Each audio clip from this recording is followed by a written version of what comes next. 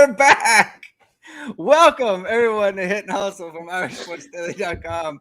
I am your host, Greg Flamong, and with me is Jamie Uyama, and that's Drew Mentalk. And Tyler Buchner is in the transfer portal, boys. As soon as we clicked off the show, we turned it off, and Tyler Buchner is put himself into the portal. So we're running it back. Pretty surprising, right? I mean, I think that we are all kind of shocked by it. Didn't think we hadn't heard it. I hadn't heard anything about this. Jamie, had you heard any sort of rumblings about this? I haven't seen that. Drew, I don't think you heard it. I mean, we didn't bring it up on the show. We just talked about recruiting for the portal for like 15 minutes, and this didn't come up. Well, I think like one of the things too is like, even though it was like the battle was still going on, and he had played better than Hartman at the beginning of the spring, and I'm not even just talking about how Hartman was better in the blue gold game, but like just even regardless of that, everyone assumed there's not a single person that didn't assume that Sam Hartman is going to be not only the quarterback for Notre Dame this year, but also a really good one, right? So I think that was already kind of set in stone. And I mean, I guess it's funny because I think people just thought there was a lot of like connection there with Buchner. Like his sister is going to go to Notre Dame, right? Like she's on her way to Notre Dame.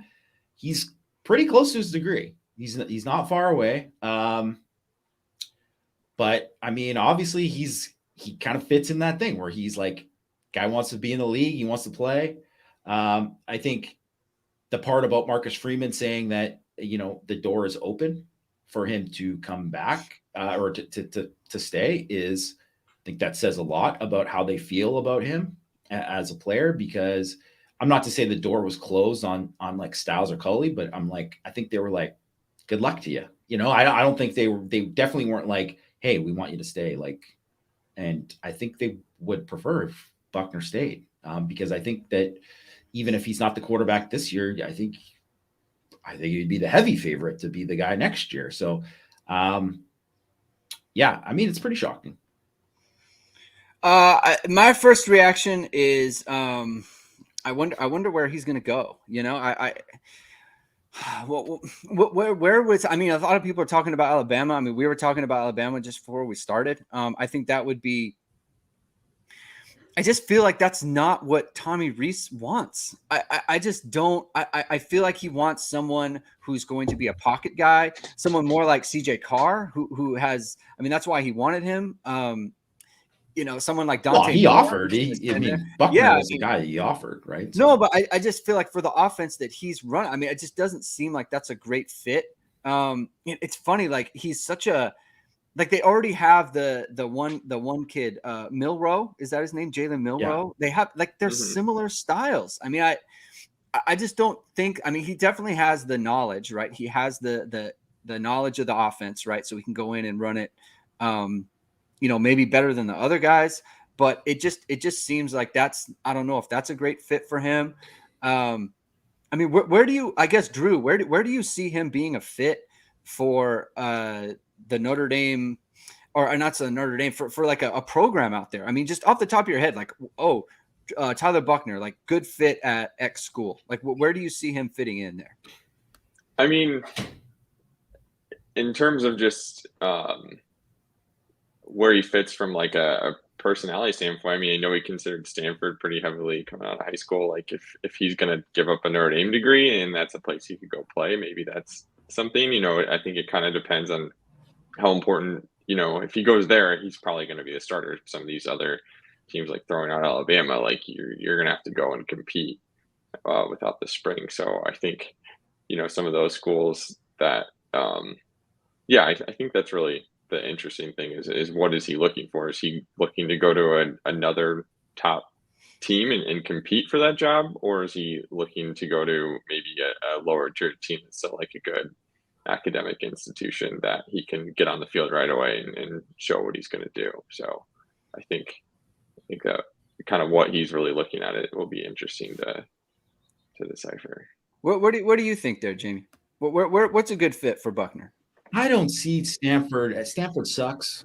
He's not gonna. That's not gonna help him. You make this trend. If you're gonna make this move, if it's about school, he stays at Notre Dame. That's just as simple as that. He get the degree. He's close to the degree. He's very close to his degree.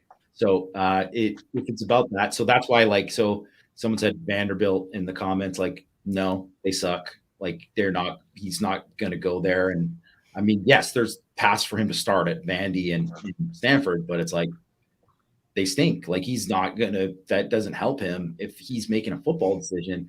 He's gonna want to go to a place where, I mean, obviously he can play, but he's gonna win. So it's tough because I mean, so many people have they have their quarterback right for this year. So there's not a lot of openings. I think you kind of look at places where, like, I think Alabama, it wouldn't be far-fetched for him to go to Alabama because of the Reese connection. You know, Reese believes in him. Yeah. Like Reese believes in him. So he knows that he's got a coach that believes in him, and they're not happy with what they got at quarterback right now. So, I mean, I don't know if he'd be the favorite to start, but like he'd certainly have a pretty good shot. Right. I think there's like, you know, some other places, like, okay, so like, let's just say UCLA, which is like, you know, I mean, he's from San Diego, right? It's close to home, whatever, right? That kind of thing. But it's like, they took in a transfer, they picked up Dante Moore. Like, not that I think he'd thrive in that thing. I think he's like a better Dorian Thompson-Robinson in terms of his ceiling or whatever. But is he going to be the guy there? Like, I don't know, right? Like, it's just like, you're just kind of putting yourself in a situation where it's like it's not an obvious one. It's like, why did you leave Notre Dame then? So I don't know. Like, I think like TCU, Mississippi State, these kind of places where I think they don't have a quarterback yet that 100% they're sold on. I think that's the thing. But I think most of the things too, most of the places have talent, and it's still going to be a quarterback battle. And obviously he's a guy who's like betting on himself by doing this anyways. So maybe he's just going to go there and it's just not going to be, maybe he's going to go look at all these options. That's why I think it's not 100%, because I think he's going to go and look at these options. I don't know if there is a spot where it's like he could go to those places. Like he could go to Stanford and be like, yeah, you're the starter, but it's like, you're going to get your teeth kicked in, right? Like it doesn't make sense to go there. If that's what you're doing, if it's like a football decision, and then the best football places that he could go to, he's still got to go win the job. And then he'd be coming in June doing it. I mean, that's tough. It's tough. It's not a thing. And like, you'll even see, like, say we're like Joe Burrow, right? When he came in that first year at LSU, it was like a big adjustment, right? Like he wasn't anywhere close to where he was. And I know they had some scheme changes, whatever, but still he wasn't close to that same player. And part of it was because he came in super late.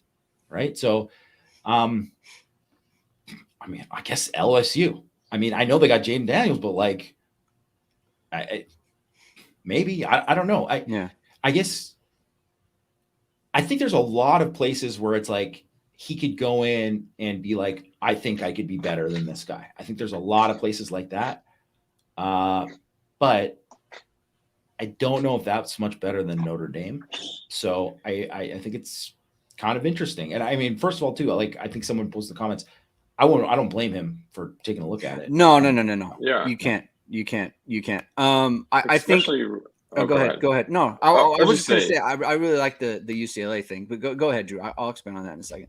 Yeah, I agree. UCLA wasn't one I thought about. That makes a lot of sense. I just think, just kind of even comparing him to, maybe how Drew pined in this. He talked to the coaching staff before this. Like, this was something that he had the discussion before the news even came out clearly. So I think if he does decide he wants to come back, clearly, like, he's handled that well from a program standpoint, that the door's, clearly open, and his teammates have seen how he competes, what he's battled through too. So I don't think there's probably animosity there either, from just guessing from that standpoint.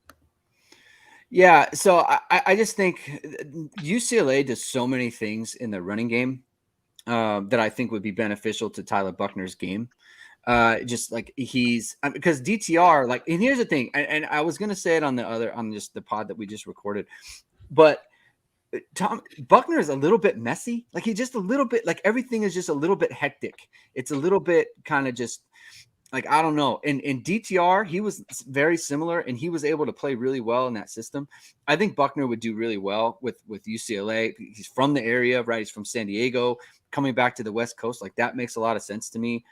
It would be interesting because then they would be a Big Ten team in 2024, or is it 24 or 25?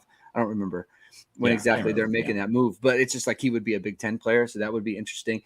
It is hard for me to see him put himself into the portal and have conversations with programs and then come back to be Notre Dame's backup. That is hard for me to imagine. It just like, why do that? Why? Because you're going to be talking to, I mean, that would take some incredible self-awareness on his part. And maybe he has that, right? I'm, you know, I don't know specifically, but it's just hard for me to see him enter the portal and then just be like, you know what? I don't like these options. I'm going to go to, I'm going to go back to Notre Dame and be a backup to Sam Hartman. Don Rizzi puts San Diego State up. It makes sense because from San Diego. But like, I think that if it was like start at San Diego State or go back to Notre Dame, that might be a go back to Notre Dame situation, right? For me, it's like, I would rather hang out at Notre Dame and get my degree and try to be the quarterback in 24 and 25 than go to San Diego State. But I don't know where his head's at. And so that's a big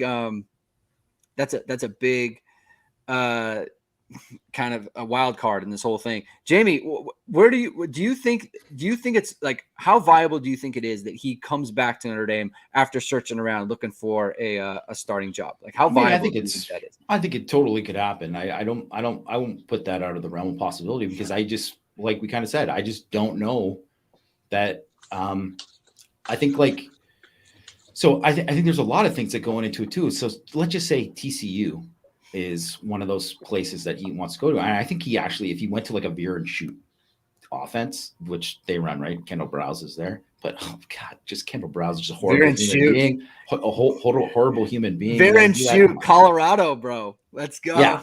But it's like, you know what? Like, so just say that I think he would thrive there, but it's like, if you want to play in the NFL, that ain't helping you playing in a veer and shoot offense, right? It's like your one read offense, whatever. That's not helping him. So, I don't know. I mean, I got to go because I just remembered somebody else booked this room that I'm in right now. So, so I got to go. But the last thing I'll say, okay, let's just say he's gone, whatever. From the Notre Dame perspective, I think, you know, it's obviously Steve Angeli and Kenny Mincy. That just shows you too. Those guys go from like, hey, these guys are getting hit in the thing. It's like no one really cares about them in the spring game to all of a sudden you're there. So, I mean, it's huge for those guys. I think I don't see Notre Dame going into the portal and trying to get anybody else. If that's happened, I think they'll stick with those guys and try to, you know, battle it out there to see who the number 2 is. If that's the case. And I mean, you also got to remember, right? Like they got CJ Carr, who's probably going to be an early enrollee that, you know, that's the way that's going. I mean, if he's gone, it makes the team worse, no doubt. Like that's something that would be bad for Notre Dame, but we'll just got to kind of wait and see. All right, Jamie. All right. Well, good luck with the room and that sort of thing. And I will probably have more of this on Thursday, so check it out. Right. Drew, we're going to hang out here for a little bit and we'll keep talking. All right. So let's see. Ebenezer Gatsby says, I don't understand the transfer. Wish the guy luck, but cutting and running seems short-sighted.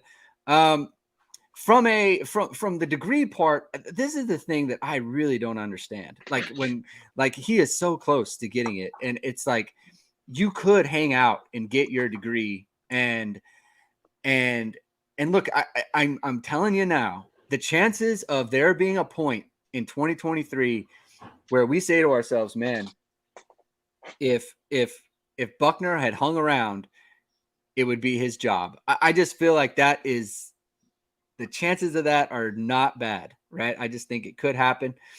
And he's not giving himself that chance. It's unfortunate. But let's talk about the angle as far as and if you're in the chat right now and you're listening and you have a question about it, throw it up there and then we can talk it over. And that's fine because this obviously caught us very much by surprise. But let's talk about the Steve Angeli, Kenny Mincy angle of this.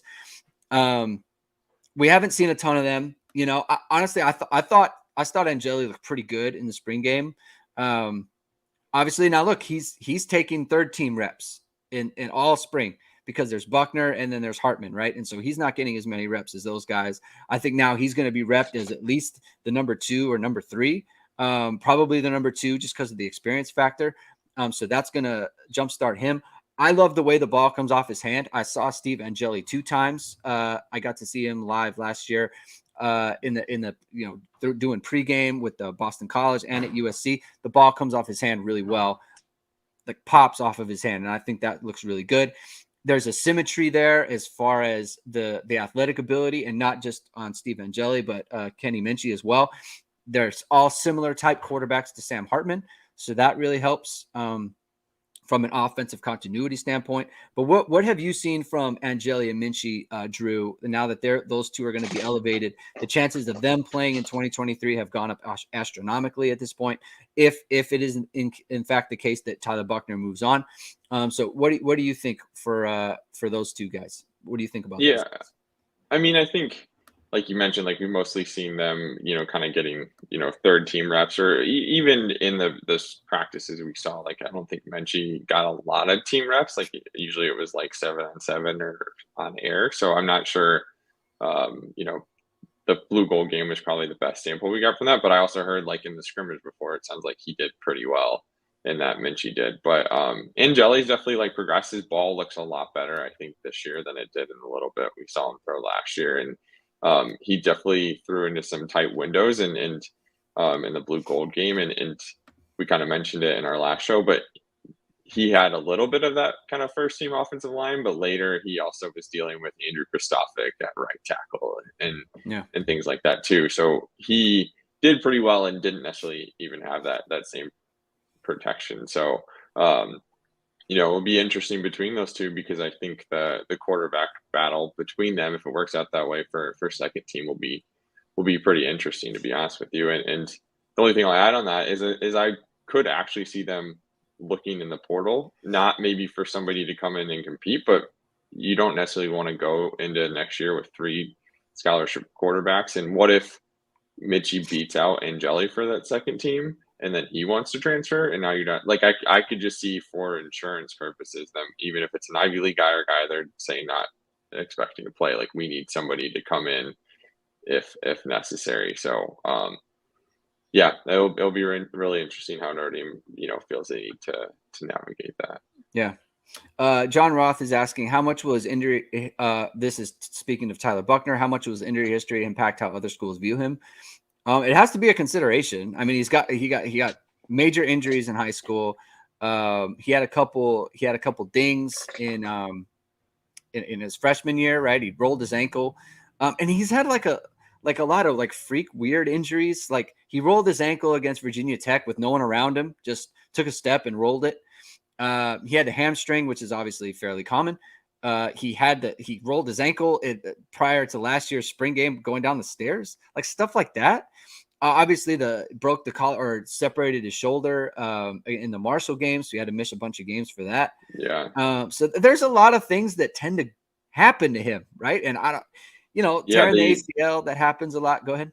Oh, I was just saying to add to that, but I think that was the first drive of the season for when he tore his ACL, and I think he was also the punter, and it was a fake punt, and he ran it and then got downfield and then was like kind of tackled from behind and tore it. So it wasn't even like he got rolled up on or something in the pocket and tore it. It was kind of a weird kind of surprise, like he just stopped happened weird, to the kid. How'd they just happen to him? It's kind of unlucky, but at the same time, like, it's happened so many times.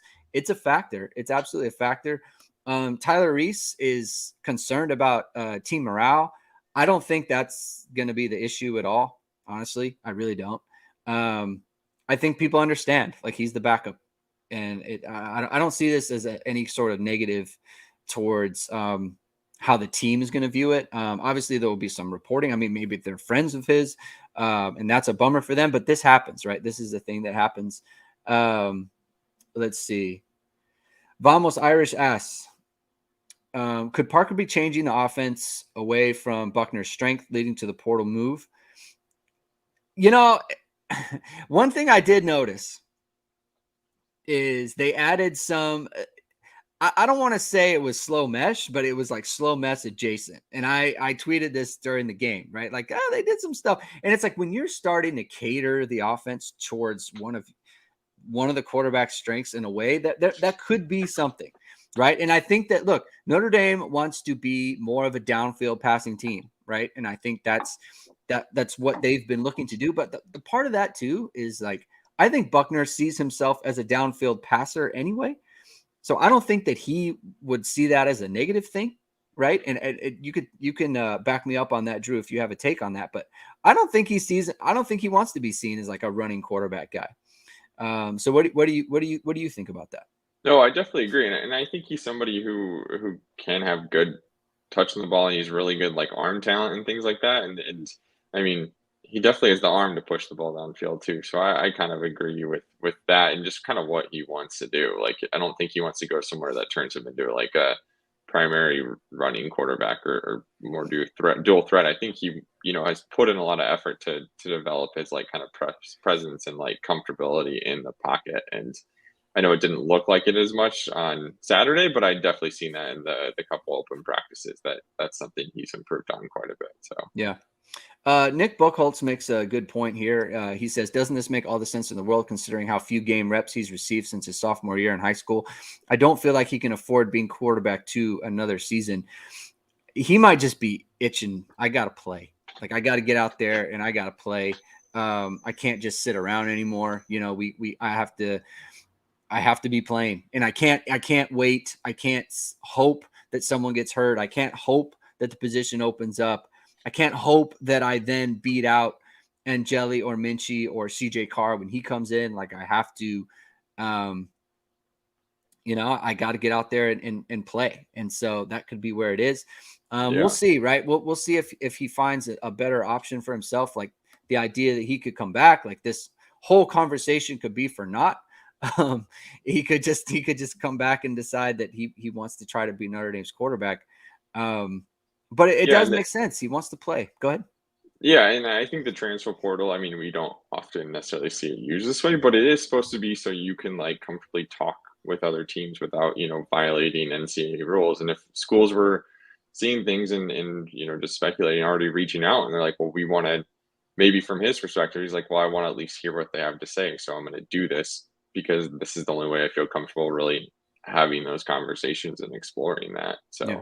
He could just want to see it. But I mean, I think he also understands that he's only been I don't think he came in thinking he was ready to start as a freshman, especially after missing the previous year with COVID, his sophomore year with the ACL. Like, he'd really played high school football as a quarterback because he was a safety more so as a freshman 1 year. Yeah. And then last year was an injury. So I don't know.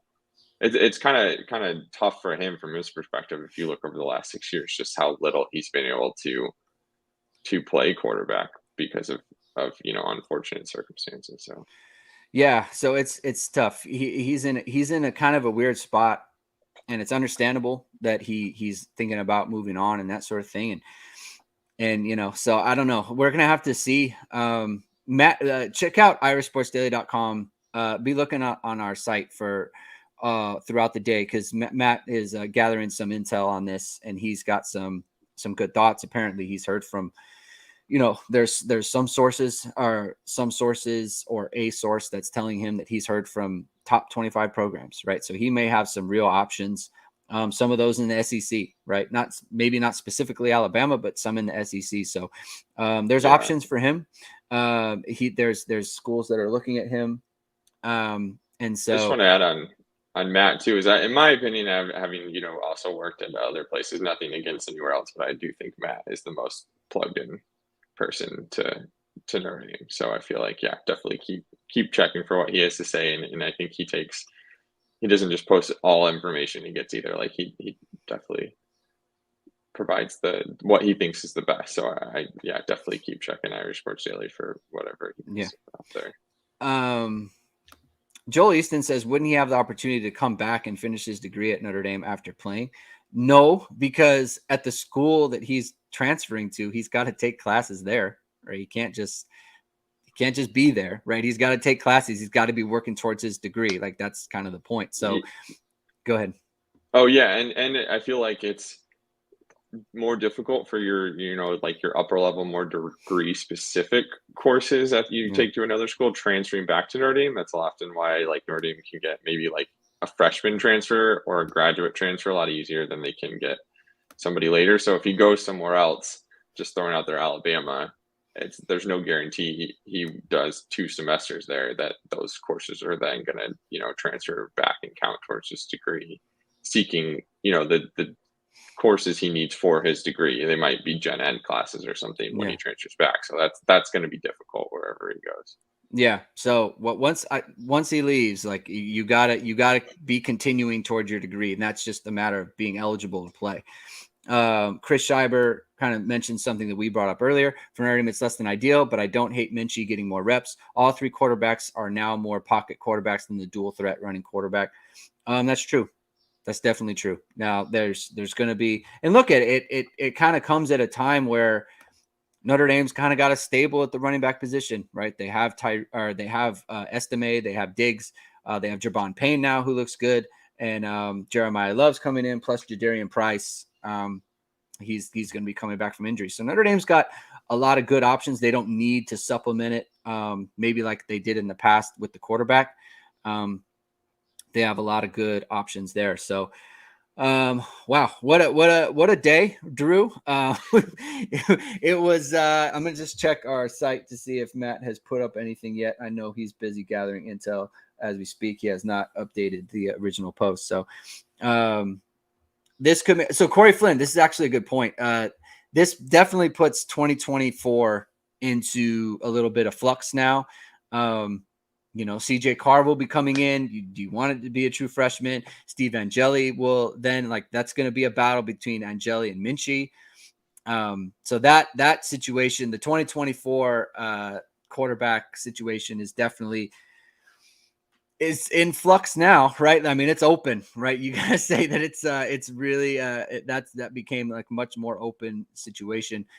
So it does open the possibility of another transfer quarterback coming in 2024, which I mean, look at it adds intrigue, right? I mean, if nothing else, what is your take on that, Drew?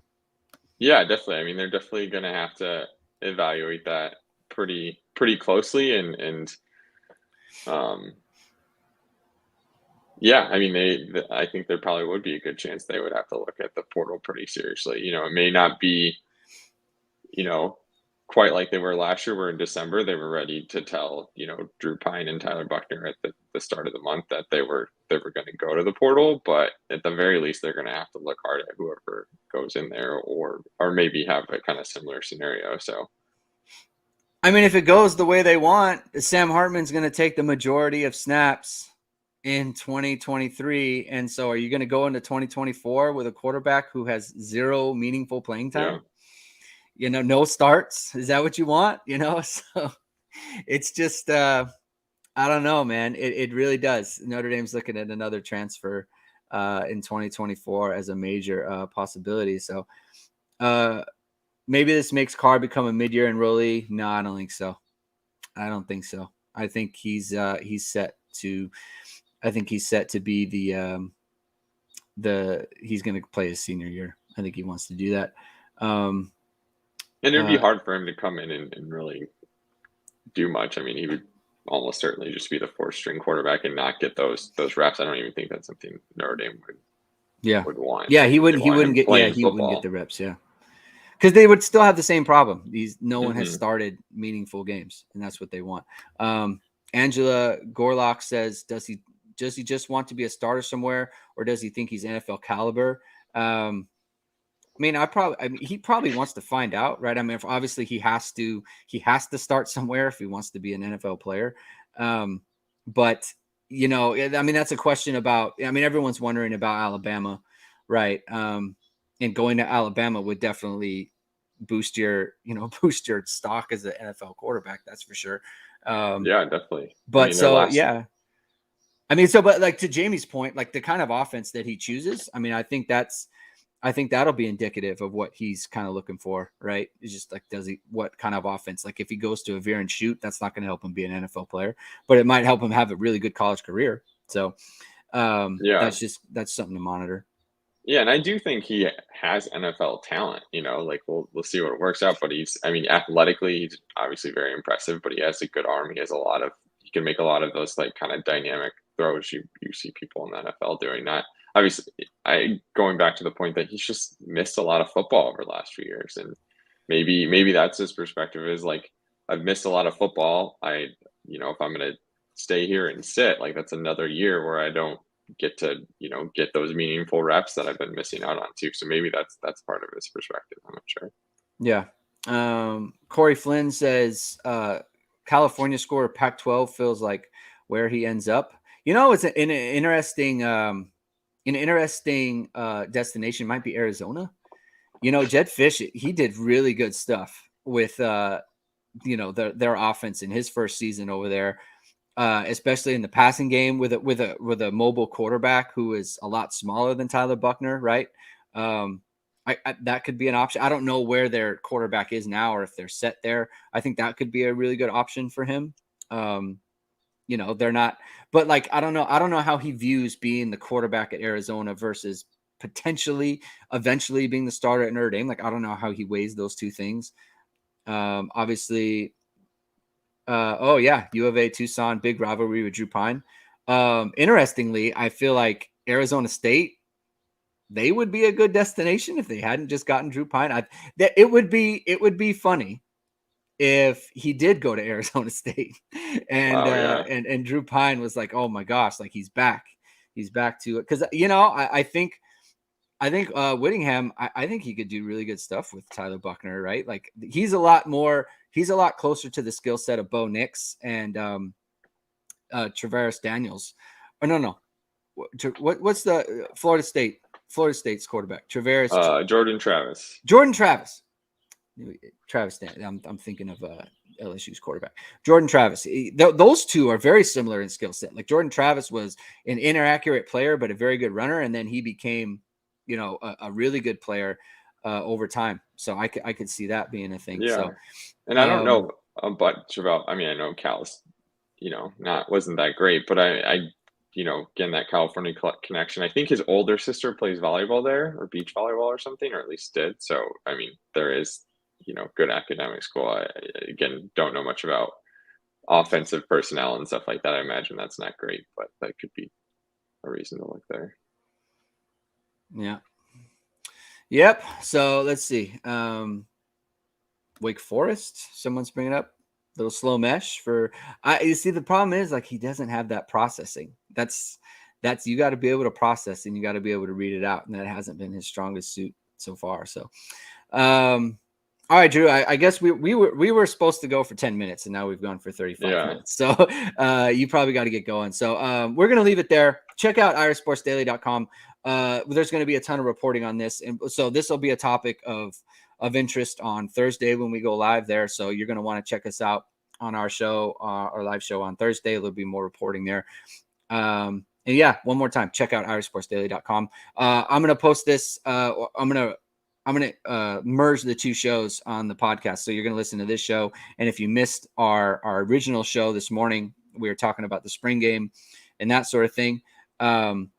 You can catch it on the iPod, on the pod feed. So the links, I didn't put a link in this description because I threw this together really quickly, but you can check us out on Apple and iTunes. You just Apple and Spotify. Just type in Hit and Hustle. You're going to find us there. So, all right. Thank you everyone for tuning in and grabbing onto this impromptu live show. And we'll be back on Thursday with more content. So Have a good rest of the day, everyone, and we'll talk to you soon.